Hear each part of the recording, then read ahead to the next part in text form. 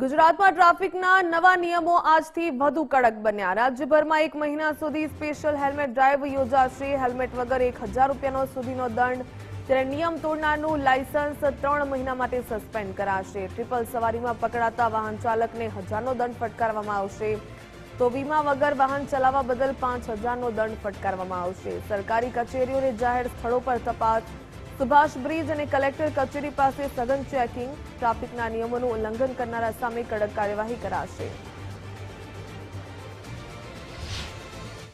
રાજ્યમાં આજથી ડીજીપીના આદેશને પગલે હેલ્મેટ ડ્રાઈવ શરૂ કરવામાં આવી છે, જેને કારણે અત્યારે હાલ મહાનગરોમાં અમદાવાદ શહેરના વિસ્તારની વાત કરીએ તો જે કલેક્ટર કચેરી, આરટીઓ સર્કલ અને તેની આસપાસના વિસ્તારમાં જાહેર માર્ગો પર જતા દ્વિચક્રી વાહન ચાલકો સામે જે હેલ્મેટ ના પહેર્યું હોય તેની સામે કડક કાર્યવાહી કરવામાં આવશે। 1000 રૂપિયા સુધીનો દંડ કરવામાં આવશે।